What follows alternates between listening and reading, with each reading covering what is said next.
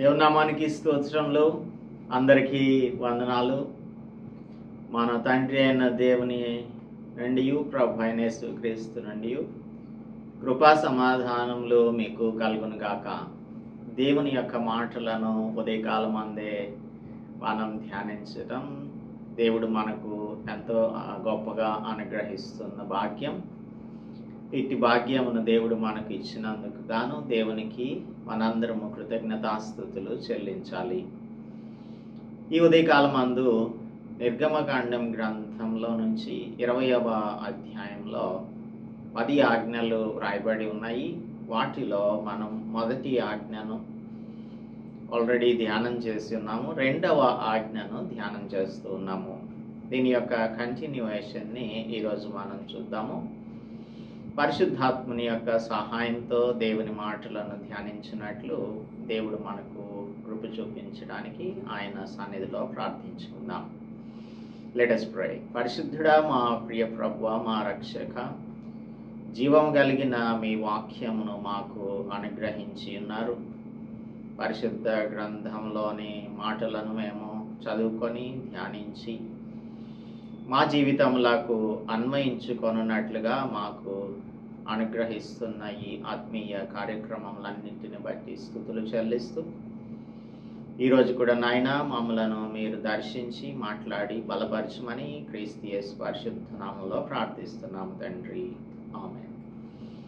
అందరికీ కూడా వందనాలు. దేవుని యొక్క నామంలో దేవుని మాటలను ధ్యానించడానికి మిమ్మల్ని అందరినీ ప్రేమపూర్వకంగా ఆహ్వానిస్తున్నాను. నిర్గమకాండం గ్రంథం 20వ అధ్యాయం మొదటి ఆజ్ఞ, నేను తప్ప వేరొక దేవుడు ఉండకూడదు అని చెప్పారు. 2వ ఆజ్ఞ, పైన ఆకాశం అందే గాని క్రింది భూమి అందే గాని భూమి క్రింద నీళ్ల అందే గాని ఉండు దేని రూపమునైనను విగ్రహమునైనను నీవు చేసుకొనకూడదు, వాటికి సాగిల పడకూడదు, వాటిని పూజింపకూడదు. ఏలయనగా నీ దేవుడైన యెహోవా నాకు నేను రోషం గల దేవుడను గనుక నన్ను ద్వేషించు వారి విషయంలో 3-4 తరముల వరకు తండ్రుల దోషమును కుమారుల మీదకి రప్పించుచు నన్ను ప్రేమించి నా ఆజ్ఞలు గైకొను వారిని 1000 తరముల వరకు కరుణించువాడనై ఉన్నాను. దేవుడు తన పరిశుద్ధ వాక్యం మన వినికిడిలో దీవించునుగాక.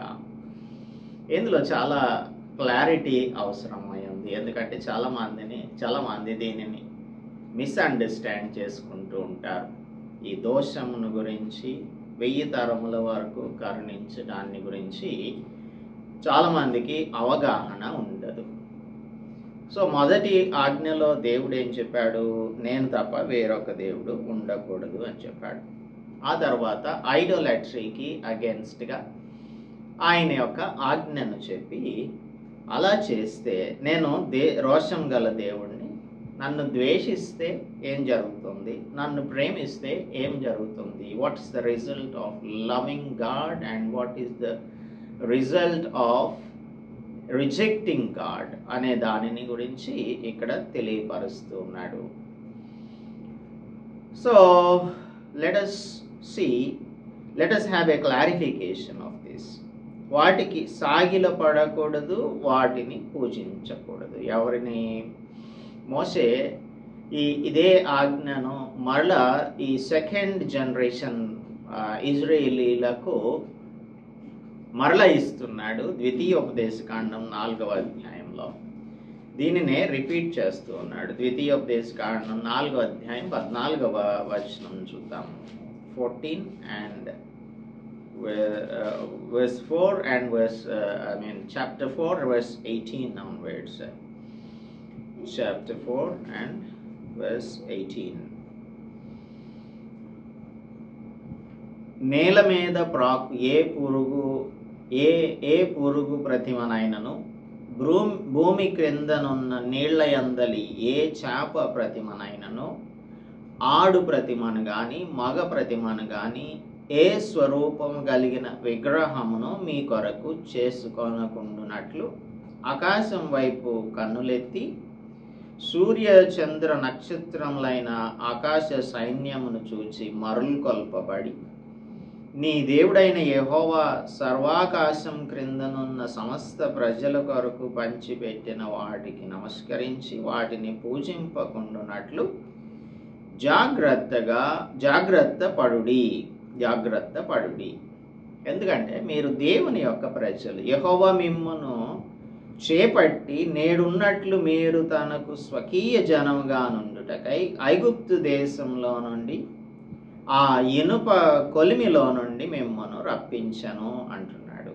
సో దేవుడు చేసినటువంటి కార్యమునకు మీరు ఎటువంటి విగ్రహాలను చేసుకొని వాటిని పూజించకుండా దేవుణ్ణి మాత్రమే ప్రేమించాలి అంటున్నాడు. సో ఏ స్వరూపాన్ని కూడా మీరు చేసుకోకూడదు. ఇప్పుడు మనం చూస్తాం కదా, చాలామంది నక్షత్రాలు, గ్రహాలు, తర్వాత జాతకాలు ఇలాంటివన్నీ కూడా చూస్తూ ఉంటారు.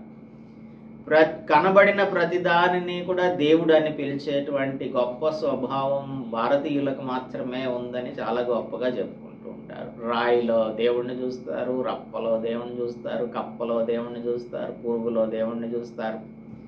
దేవుడు ముందుగానే చెప్పాడు, అందుకనే మోషే ద్వారా చెప్పిస్తున్నాడు. చూడండి, నేల మీద ప్రాకు ఏ పురుగు ప్రతిమను కూడా చేసుకోకూడదు.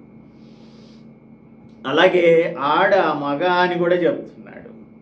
ఆకాశం వైపు చూచి సూర్యుడిని దేవుడు అనకూడదు, చంద్రుడిని దేవుడు అనకూడదు, నక్షత్రాలు లేదంటే గ్రహాలు మన యొక్క జాతకాలని శాసిస్తాయి అని మనం చెప్పకూడదు. వీటన్నింటినీ కూడా చేయడం అనేది ఐడోలట్రీ అని చెప్తున్నాడు క్రిస్టల్ క్లియర్గా. I am a jealous God అని అంటున్నాడు. యోహాను మొదటి పత్రికలో 5:21 చెప్తున్నాడు, మీరు జాగ్రత్తగా ఉండండి అంటున్నాడు. చూడండి, చిన్న పిల్లలారా, మొదటి యోహాను పత్రిక 5:21 జాన్ అంటున్నాడు 5:21లో, చిన్నపిల్లలారా, ఇది చివరి వచనం ఇందులో, చిన్నపిల్లలారా విగ్రహముల జోలికి పోకుండా జాగ్రత్తగా ఉండుడి అంటున్నాడు. విగ్రహముల జోలికి పోకుండా జాగ్రత్తగా ఉండండి. Guard yourselves from idols. కాబట్టి ఈ మోషే ఎందుకు, యోహాను ఇలా చెప్తున్నాడు, మోషే ఎందుకు సెకండ్ జనరేషన్కి ఆ ప్రామిస్డ్ ల్యాండ్లోనికి వెళ్తున్నప్పుడు మరలా జ్ఞాపకం చేస్తున్నాడు ఈ విషయాన్ని. ఎందుకంటే వీరు వెళ్ళబోతున్న ఆ భూమి పేగన్స్ ఉన్నటువంటి, లేదంటే అన్యజనులు నివసిస్తున్న లోకం అది. ఆ ప్రామిస్డ్ ల్యాండ్లోనికి వెళ్ళినప్పుడు వారికి ఒక కంటిన్యూవల్ టెంప్టేషన్ ఉంటుంది. అది వారికి ఒక ఉరిగా మారకూడదు. It shouldn't become a snare to the children of God. దేవుని బిడ్డలైన వారికి విగ్రహాలు ఉరిగా మారకూడదన్న ఉద్దేశంతోనే ఈ విషయాన్ని తెలియపరుస్తూ ఉన్నాడు. I am a jealous God. ఇందులో 2 మాటల సముదాయం ఇది. ఒకటి జీల్ అంటే ఎంథూజియాజం, రెండవది జెలసీ, రోషం. మనం జలసి అంటే ఈర్ష్య అని అనకూడదు, అది రోషం కలిగిన దేవుడు. ఎలయనగా నీ దేవుడైన యెహోవా దహించు అగ్నియు రోషం గల దేవుడును అని 4:24 చెప్తున్నాడు ద్వితీయోపదేశ కాండంలో. నీ దేవుడైన యెహోవా దహించు అగ్నియు రోషం గల దేవుడు. సో ఇక్కడ మనం అర్థం చేసుకోవాల్సింది, నిజమైన దేవుణ్ణి మాత్రమే పూజించాలి. దేవుళ్ళు కానటువంటి వారు, లేదంటే మన మనస్సునకు నచ్చిన విధంగా ఇమేజెస్ని రీక్రియేట్ చేసుకొని దానికి మనం పూజ చేయకూడదు. ఎందుకంటే దేవుడు ఆత్మ కనుక ఆయనను ఆరాధించేవారు ఆత్మతోనూ సత్యంతోనూ ఆరాధించాలి. ఇప్పుడు ఈ గ్రేవెన్ ఇమేజెస్కి ఆత్మ ఉండదు, రెండవది వాటిలో సత్యం ఉండదు. They are fake gods and goddesses. కాబట్టి ఈ pathology of the disease of heart ఉంది కదా మనలో, అది మనలను ఐడల్స్ని పర్స్యూ చేసేలాగా చేస్తుంది.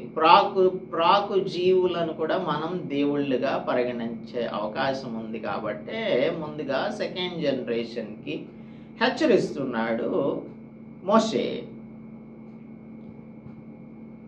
సో ఏలయనగా నీ దేవుడనైన యెహోవానగు నేను రోషం గల దేవుడను. ఇప్పుడు నన్ను ద్వేషించు వారి విషయంలో 3-4 తరముల వరకు తండ్రుల దోషము కుమారుల మీదకి రప్పిస్తాను అన్నాడు కదా. ఇక్కడ ఏంటంటే మనము చాలా క్లియర్గా అర్థం చేసుకోవాల్సింది, how are children affected by the iniquity of the fathers and forefathers. మన తండ్రులు, మన పితరులు ఉన్నవారు ఉన్నారే, grandfathers, great grandfathers, వారి యొక్క స్వభావం నెక్స్ట్ జన్కి ఏ విధంగా ట్రాన్స్ఫర్ అవుతుంది లేదంటే అఫెక్ట్ అవుతుంది అనే దానిని దేవుడు ఇక్కడ తెలియజేస్తున్నాడు. అంతేగాని తండ్రుల దోషం కుమారుల మీదకి రప్పిస్తాను అని ఆయన చెప్పడం లేదు. ఆయన చెప్పేది ఏంటంటే, if you do this your next generation people will be affected అని చెప్తున్నాడు. ఆదికాండం గ్రంథం 20వ అధ్యాయం 2వ వచనంలో అబ్రహాము ఒక అబద్ధం చెప్పాడు. తన భార్య అయిన శారయి తనకు సహోదరి అని చెప్పాడు. సో అదే అబద్ధాన్ని ఇసాకు 26వ అధ్యాయం 7వ వచనంలో రిపీట్ చేస్తున్నాడు. ఏమంటున్నాడు? రెబెకాని తన యొక్క సహోదరి అని చెప్తున్నాడు, అబద్ధం చెప్తున్నాడు. So Abraham lied and Isaac also lied. ఇంకొక గ్రేట్ లై ఎవరు చెప్పారు అని అంటే, ఇసాకు ఏసావు తర్వాత యాకోబు అనేటువంటి 2 కుమారులు ఉంటే, మొట్టమొదటి కుమారుడు అనగా జ్యేష్ఠ కుమారుడైన ఏసావును పిలిచి, నీవు అడవికి పోయి నా కోసం మాంసంను తీసుకొనిరా, నేను నిన్ను ఆశీర్వదిస్తాను అని చెప్పాడు. చెప్పినప్పుడు యాకోబు ఒక గ్రేట్ లై చెప్తున్నాడు. 27:32లో చూస్తే ఐజాక్ అంటున్నాడు, నువ్వెవరివి అని అంటే, నేను నీ కుమారుడైన జ్యేష్ఠ కుమారుడనైన ఏసావును అని ఒక గ్రేట్ లైని చెప్తున్నాడు. సో ఇక్కడ తాతగారు ఉన్నారు, తండ్రి ఉన్నాడు, కుమారుడు ఉన్నాడు. తాతగారు అబద్ధం చెప్పాడు అబ్రహాము, తర్వాత కుమారుడు ఐజాక్ అబద్ధం చెప్పాడు. గ్రాండ్ సన్ ఉన్నాడు కదా జేకబ్, ఇంకా పెద్ద అబద్ధం చెప్తున్నాడు.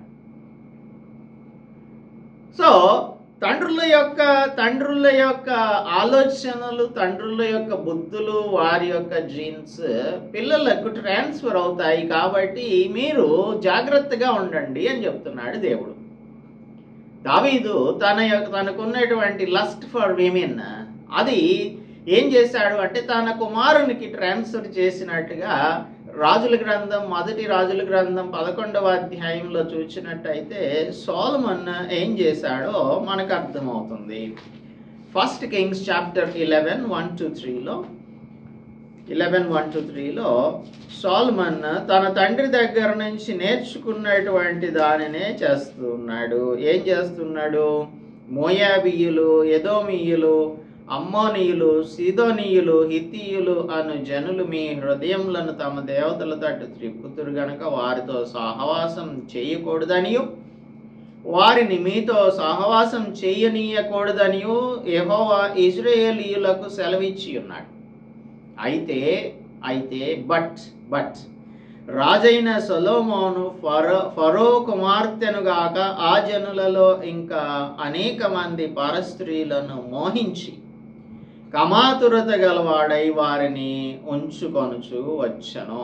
అతనికి 700 మంది రాజకుమార్తెలైన భార్యలు, 300 మంది ఉపపత్నులను కలిగి ఉండెను. అతని భార్యలు ఏం చేశారు? అతని హృదయాన్ని త్రిప్పేశారు.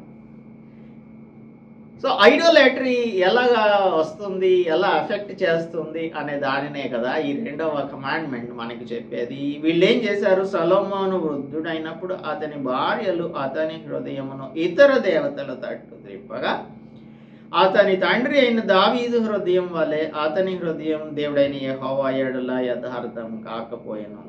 అష్టారోతు అనే సీదోనీయుల దేవతకు, మిల్కోము అనే అమ్మోనీయుల హేయమైన దేవతను అనుసరించి నడిచాడు. సో తండ్రుల దోషం బిడ్డల మీదకి ఇలాగే వస్తుంది అని దేవుడు చెప్తూ ఉన్నాడు. వీళ్ళ గ్రాండ్ సన్ ఉన్నాడు కదా ఇప్పుడు దావీదు కుమారుడు సొలొమోను గురించి మనం అనుకుంటున్నాము. వీళ్ళ గ్రాండ్ సన్ రెహబాము ఉన్నాడు. రెహబాము అంటే సొలొమోన్కి కుమారుడు కదా. 2వ దినవృత్తాంతముల గ్రంథం 11వ అధ్యాయం 21వ వచనం చూస్తే 11:21లో రెహబాము 18 మంది భార్యలను పెండ్లి చేసుకొని 60 మంది ఉపపత్నులను తెచ్చుకొని 28 మంది కుమారులను 60 మంది కుమార్తెలను కనెను. అయితే అతని భార్యలందరికంటే ఉపపత్నులను అందరికంటే అబ్షలోము కుమార్తె అయిన మయకను అతడు ఎక్కువగా ప్రేమించాడు. ఎంతమందిని వివాహం చేసుకున్నాడు? 18 మంది భార్యలు, 60 మంది ఉపపత్నులు. తండ్రికి ఏమీ తీసిపోవడం లేదు, అంటే తండ్రి దగ్గర నుంచి వస్తుంది కాబట్టి. జనరేషన్స్ చూడండి, ఇక్కడ ఏమంటున్నాడు, 4 తరముల వరకు, 3-4 తరముల వరకు ఇదే విధంగా కంటిన్యూ అవుతుంది. కాబట్టి దావీదు చేసింది సొలొమోను చేస్తున్నాడు, సొలొమోను చేసింది 3rd జనరేషన్లో రెహబాం చేస్తున్నాడు, అబ్రహాం చేసింది 2nd జనలో ఐజాక్ చేస్తే 3rd జనరేషన్లోకి వచ్చేసరికి జేకబ్ చేస్తున్నాడు. అందుకని మీ మీదకి ఈ విధంగా దోషం వస్తుంది కాబట్టి మీరు నాకు రోషం రప్పించవద్దు, రోషం పుట్టించవద్దు అని చెప్తున్నాడు. సో మనం చేయవలసింది ఏంటంటే దేవుణ్ణి ప్రేమించాలి. 6వ వచనం ఏమంటుంది? నన్ను ప్రేమించి నా ఆజ్ఞలను గైకొను వారిని 1000 తరముల వరకు కరుణించువాడనై ఉన్నాను. 1000 తరముల వరకు కరుణించువాడనై ఉన్నాను. ద్వితీయోపదేశకాండం 24:16 చూసినట్టయితే 24:16లో ద్వితీయోపదేశకాండం 24:16 కుమారుల దోషమున బట్టి తండ్రులకు మరణశిక్ష విధింపకూడదు. తండ్రుల దోషమును బట్టి కుమారులకు మరణశిక్ష విధింపకూడదు. ఎవని పాపం నిమిత్తం వాడే మరణశిక్ష నొందుతాడు.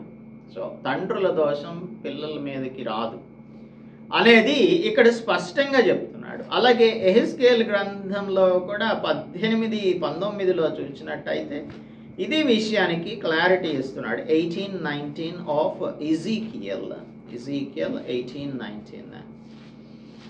Let us also clarify that and then go to verse 6. 18:19 of Ezekiel. 18:19 Ezekiel గ్రంథం. అయితే మీ కుమారుడు తన తండ్రి యొక్క దోషం ఏలా మోయుట లేదని చెప్తున్నారు. కుమారుడు నీతి న్యాయములను అనుసరించి నా కట్టడలన్నిటినీ అనుసరించి గాయకొనెను గనుక అతడు అవశ్యముగా బ్రతుకును. పాపం చేయువాడే మరణం నందును. తండ్రి యొక్క దోష శిక్షను కుమారుడు మోయచలేదని కుమారుని దోష శిక్షను తండ్రి మోయడు. నీతి ఆ నీతిపరునికే చెందును. దుష్టుని దుష్టత్వం ఆ దుష్టునికే చెందును అని క్లియర్గా చెప్తూ ఉన్నాడు. ఇక్కడ ఒక ఆర్గ్యుమెంట్ ఉంది ఏంటంటే, తండ్రులు ద్రాక్షకాయలు తినగా పిల్లల పళ్ళు పులిసెను అని చెప్తూ ఉన్నారు. దానికి ఇక్కడ ఎక్స్ప్లెనేషన్ చెప్తూ పాపం చేయువాడు మాత్రమే మరణాన్ని పొందుతాడు, వేరే వాడు పొందడు అని చెప్తున్నాడు. So in the light of these two verses we must understand verse 5. verse 6లోకి వచ్చేసరికి నన్ను ప్రేమించి నా ఆజ్ఞలు గైకొను వారిని. యోహాను సువార్త 14:21 యేసు ప్రభు చెప్తున్నారు. 14:21లో 14:21 ఆఫ్ జాన్, నా ఆజ్ఞలను అంగీకరించి వాటిని గైకొను వాడే నన్ను ప్రేమించువాడు. నా ఆజ్ఞలను అంగీకరించి వాటిని గైకొను వాడే నన్ను ప్రేమించువాడు. నన్ను ప్రేమించువాడు నా తండ్రి వలన ప్రేమింపబడును. నేను వానిని ప్రేమించి వానికి నన్ను కనబరుచుకొందును అని చెప్పాను. ఇది చాలా గుర్తుపెట్టుకోండి ఈ మాట, వానికి నన్ను కనబరుచుకొందును అని చెప్పాను. వానికి నన్ను కనబరుచుకొందును అని చెప్తున్నాడు. This is the if you want to experience more of Christ Jesus, యేసు ప్రభువుని నీ జీవితంలో అత్యంత సన్నిహితంగా అనుభవించాలి అనుకుంటే, ఆయనను గురించి తెలుసుకోవాలి అనుకుంటే, మనం కూడా ఏం చేయాలి అంటే, ఆయన మనకు కనబరుచుకుంటానంటున్నాడు కదా. ఎప్పుడు కనబరుచుకుంటానంటున్నాడు? నేనును వానిని ప్రేమిస్తాను. ఎప్పుడు? ఆజ్ఞలను గైకొంటే అప్పుడు దేవుడు మనల్ని, అనగా యేసు ప్రభువు తనను తాను కనబరుచుకుంటాను అంటున్నాడు. తనను తాను కనబరుచుకుంటాను. మోషే అంటున్నాడు, మనం కూడా చెప్పాలి ఇదే మాట. 33వ అధ్యాయంలో, నిర్గమకాండం 33వ అధ్యాయంలో 18వ వచనం చూస్తే, అతడు దయచేసి నీ మహిమను నాకు చూపుము అని అంటున్నాడు. దయచేసి నీ మహిమను నాకు చూపుము అంటే, అప్పుడు దేవుడు తన యొక్క మహిమను చూపిస్తానని చెప్పాడు కదా. యేసు ప్రభువు కూడా అదే చెప్తున్నాడు. నన్ను ప్రేమించి నా ఆజ్ఞలను గైకొన్నట్టయితే, నన్ను ప్రేమిస్తే నా ఆజ్ఞలు గైకొ, నన్ను ఆజ్ఞలు గైకొంటే నన్ను ప్రేమిస్తున్నాడు. అప్పుడు తండ్రి కూడా ప్రేమిస్తాడు. అప్పుడు ఆయన తనను తాను మనకు కనబరుచుకుంటాను అంటున్నాడు. If we want experience more of Jesus like Moses, అదే అంటున్నాడు. దయచేసి నీ మహిమను, I pray you lord show me your glory, నీ మహిమను నాకు చూపించమంటున్నాడు.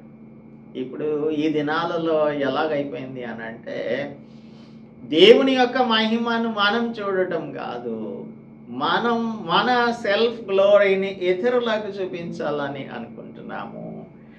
మనము don't say that you love God, but show that you love God by obeying. ఒబీడియన్స్తో దేవుణ్ణి నీవు ప్రేమిస్తున్నాను అన్న సంగతిని నిరూపించుకోవాల్సి ఉంటుంది. ఇది మనం చేయవలసినటువంటి పని. అందుకే దేవుడు తనను మనకు కనబరుచుకోవాలి అంటే, ఆయనను మనం చూడాలి అంటే, మనం చేయవలసింది we should pray unto him, Lord show me your glory. అంతేగాని మన సెల్ఫ్ గ్లోరీని ఇతరులకు చూపించడం కాదు. మాకు అది ఉంది ఇది ఉంది అని మనం దేవుని గురించి చెప్తున్నట్లుగానే, దేవుడు మాకు అది ఇచ్చాడు ఇది ఇచ్చాడు, దేవుడు ఇచ్చిన దానిని పక్కన పెట్టేసి మనం ఏంటంటే మనకున్నటువంటి వాటిని బట్టి గర్వించే పరిస్థితులలోనికి వెళ్ళిపోకూడదు. అందుకే ఇక్కడ మనకు దేవుడు చెప్తున్నాడు, నన్ను ప్రేమించి నా ఆజ్ఞలు గైకొను వారిని 1000 తరముల వరకు కరుణించువాడనై ఉన్నాను. ఇప్పుడు మన జనరేషన్ నుంచి 1000 తరాల వరకు కూడా మన జనరేషన్స్ అన్నీ ఆశీర్వదించబడాలి అంటే, దేవుని యొక్క కరుణను వారు అనుభవించగలగాలి అంటే మనం ఏం చేయాలి? దేవుణ్ణి ప్రేమించాలి. దేవుణ్ణి ప్రేమిస్తే అప్పుడు మన పిల్లలు దేవుణ్ణి ప్రేమిస్తారు, వారి పిల్లలు దేవుణ్ణి ప్రేమిస్తారు, వారి పిల్లలు దేవుణ్ణి ప్రేమిస్తారు. ఈ విధంగా ఆశీర్వాదం దగ్గరకు వచ్చేసరికి 1000 తరముల వరకు అంటున్నాడు. కానీ ద్వేషించితే 3-4 తరముల వరకే. దేవుని యొక్క న్యాయం చూడండి, దేవుడు అన్యాయస్తుడేమి కాదు. అది కూడా ఆయనేమి మన మీదకి తండ్రుల దోషాన్ని పిల్లల మీదకి రప్పించడు. ఎవరి దోషం వారిదే, ఎవరి నీతి వారిదే. ఎవరు దేవుని యొక్క దృష్టిలో నీతిమంతులుగా ప్రవర్తిస్తారో వారు ఖచ్చితంగా దేవుని యొక్క కరుణకు పాత్రులవుతారు. ఆయనను ప్రేమించకుండా ఆయన్ని ద్వేషిస్తే మాత్రం జరిగేది ఏంటంటే, దాని యొక్క పర్యవసానాన్ని మనం ఖచ్చితంగా ఈ జీవితంలో ఉండగాను అనుభవించాల్సి ఉంటుంది. ఈ లోకం యాత్ర ముగించిన తర్వాత కూడా అగ్ని గంధకములతో నిండి ఉన్నటువంటి నరకంలోనికి దేవుడు,